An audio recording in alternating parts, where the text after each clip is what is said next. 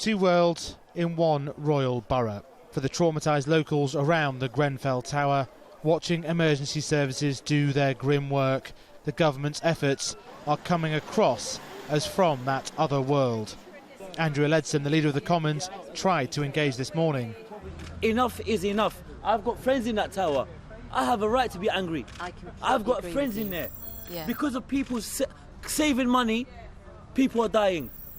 Yeah, well, you know, that's why it will be so important to get to the bottom of what happened. That's going to take too long, though, isn't it, Miss Ledson? It's just going to take far too long for people here.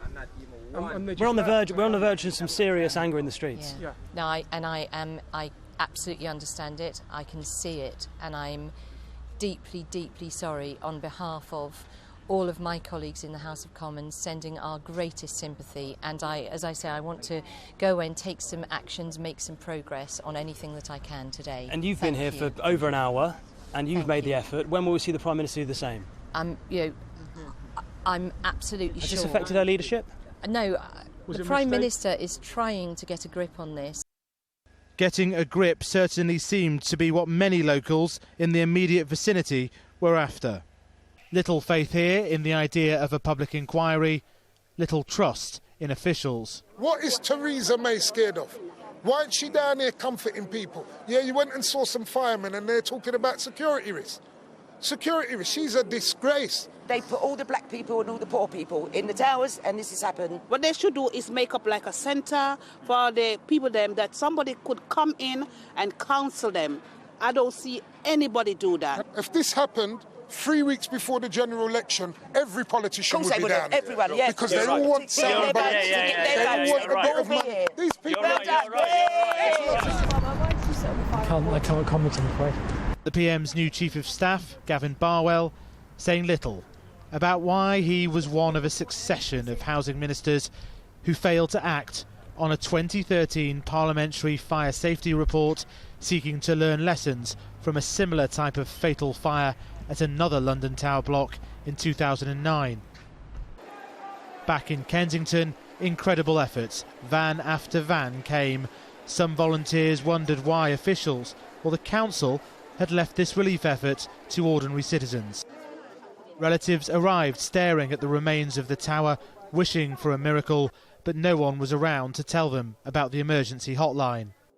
The Kensington and Chelsea Conservative Council leader challenged on why this apparent fire trap did not have a sprinkler system. It's not a question of wealth, it's not a question of economy. This was a major refurbishment of a tower. Now, clearly something has gone tragically wrong with it. After that, he headed over to see the volunteer centre, but his team, asking for the presence of police, changed their mind at the last minute. In so many ways, to so many people, what has made this tragedy so horrific is that it was plainly avoidable. Other nations have taken action over these flammable panels. This isn't just about an horrific fire. This is a case study in long-term public policy dysfunction and incompetence. The low priority given by successive British governments to housing, deregulation and cutbacks in the safety system, spending squeezes in the housing associations and councils. And right now, there is a total lack of trust in officialdom. And late this afternoon, Theresa May returned to Kensington unannounced. She visited St Clement's Church, one of the community centres, but her departure brought more anger from some in the crowd, who had gathered and surrounded her car, calling out, "Shame on you." She was driven away with a police escort, pushing through those crowds. She later announced a £5 million support package.